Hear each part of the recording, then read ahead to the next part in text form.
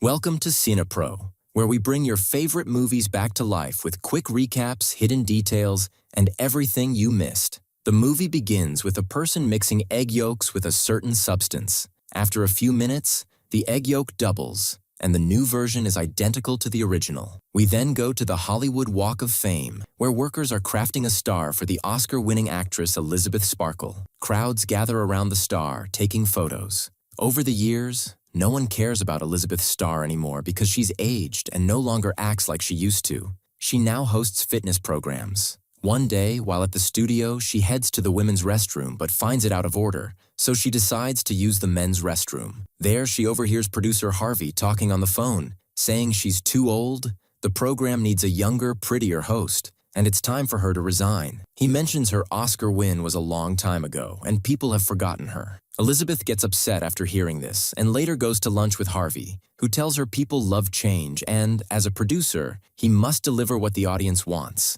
Elizabeth realizes the program no longer needs her. On her way home, she sees workers removing her picture from a billboard. Distracted, she gets into an accident. At the hospital, the doctor performs an X-ray and finds her bones intact. The doctor recognizes her as the famous star, and Elizabeth cries, knowing her time has passed. Later, a young doctor examines her back and tells her she's suitable for a certain experiment. Elizabeth doesn't understand what he means. She leaves the hospital, noticing something in her pocket, a flash drive labeled The Formula with a number on the back. By chance, she meets an old school friend, Fred, who is happy to see her, compliments her beauty, and asks to meet up. He writes his number on a piece of paper, and Elizabeth feels happy to have seen him. At home, she feels deep sadness, especially when she receives a bouquet from her colleagues thanking her for the years she spent working with them. Elizabeth decides to play the flash drive, which contains an advertisement for a substance injected into DNA. This substance allows cells to replicate themselves, creating another version of oneself.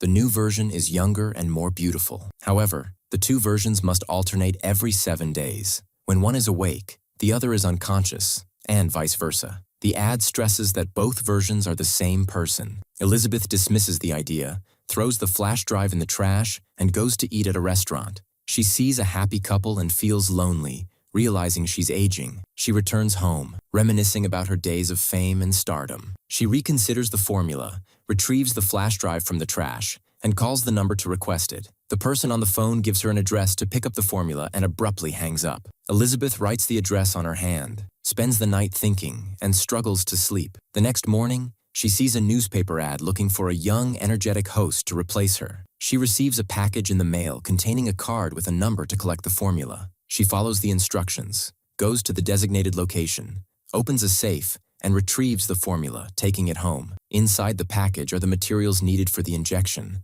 along with food for both herself and her new version. There are also cards with instructions and conditions, the most important being the 7-day alternation. Elizabeth decides to use the formula, recalling the ad's promise of a younger, more beautiful version of herself. She injects herself. At first, nothing happens, and she thinks it's a scam. Suddenly, she feels dizzy, collapses, and writhes in pain. Her back splits open, and another person emerges. A cloning process occurs. Minutes later, the new version wakes up, looks in the mirror, and is amazed by her younger, more beautiful self, full of vitality. She stitches Elizabeth's back, who remains unconscious. She places a feeding solution in Elizabeth's hand to nourish her during the 7 days of unconsciousness. The new Elizabeth sleeps that night, unable to believe the process worked. She stands in front of the mirror, trying out her voice. Suddenly, she feels pain and notices blood from her nose. She discovers that one of the conditions is to take a daily sample of the original Elizabeth's DNA. Using a needle, she extracts spinal DNA, which sustains her for 7 days. Delays cause dizziness, but injecting the DNA restores her to normal. She exercises, testing her agility, and feels ecstatic with her new body. She notices the ad for a young program host and decides to apply. She buys an outfit to impress the selection committee. Meanwhile, the committee struggles to find a suitable candidate. When Elizabeth, now calling herself Sue, enters, they are captivated by her beauty and charisma. Producer Harvey decides to choose her as the new host, replacing Elizabeth. He tells her she's stunning and will be loved by the audience. Sue remembers she must alternate with the original Elizabeth every 7 days, so she tells Harvey she'll need to travel weekly to care for her sick mother. Harvey, displeased, insists she find a solution. Sue leaves, attracting attention with her beauty. She starts filming commercials, and the next day, she sees a large street advertisement for her new program, preparing for its launch. And every day, she would take a DNA sample from Elizabeth. The days passed until the 7 days were over. It was time for the switch, and she prepared the necessary materials. The formula reached Elizabeth's body, and after completing the procedure, Sue lost consciousness. Elizabeth woke up and connected to the food solution that would sustain her for the next 7 days. She headed to the studio and met Harvey, who treated her poorly, giving her old items, saying, "Take this book to keep you entertained while you stay at home," and he left. Elizabeth realized how despicable this producer was. She returned home and divided the days between her and Sue. Elizabeth lived her week in extreme boredom, having no job or family. One day, she received a message from the company that made the formula, informing her that the new shipment had arrived in her box. Elizabeth went to the same address to collect the shipment, which contained food for her and her duplicate. Days passed, and Sue woke up again, enjoying her new life, working on her commercials, and her popularity continued to grow over time. One day, she decided to renovate the bathroom, turning it into a room for Elizabeth, where she could place Elizabeth's body. The noise and disturbance caused her neighbor to complain and knock on her door, but upon seeing Sue's beauty, he calmed down completely. He asked, "Isn't this Elizabeth's apartment?" Sue replied, "No, Elizabeth has moved out, and I am the new queen." Her neighbor introduced himself as Oliver, forgetting he came to complain, saying, "If you need any help, let me know. I'm available day and night for you." Sue noticed he had fallen in love with her. She returned to her apartment, placed Elizabeth in her new room, and hung her picture on the wall. Later, she appeared in the first episode of her show. Harvey praised Sue after the episode, saying, "You gave an amazing performance," and Sue felt very proud of herself. On the last day of the week, when it was time for the switch,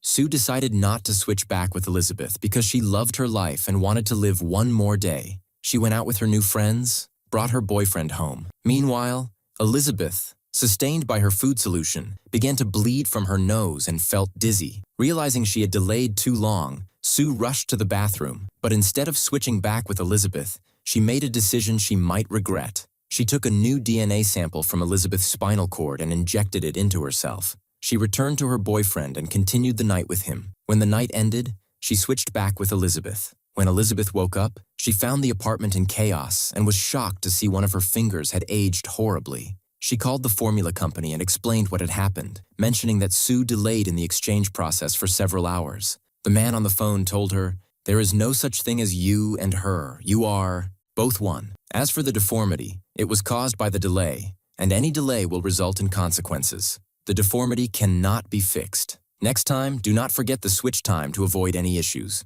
Elizabeth cleaned up the mess from the previous night's party and saw Sue's commercial on TV. She admitted that Sue was indeed beautiful. The doorbell rang, and Elizabeth sneaked to see who it was. It was Oliver, asking Sue to join him for something in his apartment, saying, "I saw your commercial. You were amazing." Elizabeth did not respond, so Oliver said, "Take your time. I'll be waiting for you," and returned to his apartment. Afterward, Elizabeth went to collect her weekly shipment and sat in a nearby restaurant. There, someone told her, "The 7 days have passed by quickly." It turned out the man had also taken the formula, and his hands showed signs of deformity because his alternate had delayed the switch. Elizabeth noticed the stitches on his back and realized his alternate was the doctor she had met in her original form. Feeling frustrated by his words, she left the place, went home, and found Fred's number, which she had saved earlier. She remembered when he told her, "You are still beautiful as you are." Elizabeth felt happy and called him. Fred was surprised that Elizabeth had contacted him, saying, "I never expected you to care about me and call." They agreed to go out together at 8 p.m. That evening, Elizabeth dressed up and prepared herself, wearing large gloves to cover her hands. Before leaving, she glanced at Sue and saw her commercial. Elizabeth doubted her own beauty, changing her outfit and makeup multiple times, making her late for the appointment. She was about to leave but felt insecure again. She went to the bathroom, ruined her makeup completely, and did not go to meet Fred. Fred kept sending her messages, but she did not respond. She opened the fridge and ate to forget the tension she felt. The 7 days passed, and it was Sue's turn. Sue went out to see the state of the apartment, finding Elizabeth eating excessively in front of the TV out of boredom. Sue called the formula company saying, "7 days is too short for me. I don't have enough time to enjoy my life," and spent her 7 days lazily sitting in front of the TV. The person on the phone replied, There is no such thing as you and her. You are both one. Sue got angry and hung up on him. When she returned to the studio, she met Harvey, who told her, "Your ratings are very high and you are achieving great viewership. People love you. I've decided to give you a stronger and better show in a nighttime slot. As viewership is higher at night, this will be the biggest event, and you will become the most important TV star in the world." Sue was thrilled because she had become even more famous. Overwhelmed with advertisements and shows, she decided to consume more of Elizabeth's body to live beyond the 7 days. Every day, she took a DNA sample from Elizabeth. When Sue finally switched bodies with Elizabeth, Elizabeth was horrified and kept screaming about her body, which now had many deformed parts and damaged hair. She called the formula company, saying, "Sue is stealing my time, making me age, and not caring about the consequences it has on me." The man replied, "You can stop the experiment anytime you want because you're the original version. You have the right to stop the formula and live alone in your own body, but your body won't return to its natural state." Elizabeth decides to continue the experiment because Sue is beautiful, successful, and achieving great success. Elizabeth continues her life in this state, even though she can no longer get up from the chair because her knee hurts, and she struggles to straighten her leg. She remembers the book Harvey gave her as a gift, a cookbook, so Elizabeth opens it and decides to pass the time learning cooking recipes. At the same time, she watches Sue, who has taken over the show. Elizabeth mocks her while she talks, and Sue also mocks Elizabeth, saying she's an old star who's outdated. Sue adds that she honestly never liked watching Elizabeth because her show was bad. Elizabeth feels upset when she hears this and eats a lot of food. She seriously considers canceling the formula altogether. One day, the switch between the two happens, and Sue gets very angry when she finds the room full of leftover food. Sue decides to take multiple DNA samples from Elizabeth, filling several bottles with her DNA because Sue has decided to continue living in her body. 3 months pass, and Sue achieves even greater success. Her current boyfriend lives with her in the house. One day, Sue discovers that Elizabeth's DNA sample is no longer usable, so she calls the formula's number and explains the situation. The man tells her this happened because Elizabeth has been unconscious for a long time, and she needs to wake up for her DNA to regenerate properly. Sue is shocked because she didn't want to wake Elizabeth up, as Sue has an important show the next day. The man insists that Sue must switch with Elizabeth, or she will die. Indeed, Sue starts bleeding and collapses. With no other choice, she drags herself to perform the switch with Elizabeth. Sue's boyfriend hears noises coming from the bathroom and goes to check. Meanwhile, Elizabeth wakes up, her body entirely disfigured. She quickly locks the bathroom door before Sue's boyfriend sees her. Elizabeth looks in the mirror and is horrified by her monstrous appearance. She yells at Sue's boyfriend and orders him to leave. He, terrified and confused about who the woman talking to him is, leaves in fear. Elizabeth calls the formula's number and decides to stop the formula entirely. She retrieves her image from the living room and prepares to receive the shipment containing the materials to cancel the formula. She takes part of the shipment and prepares the termination injection.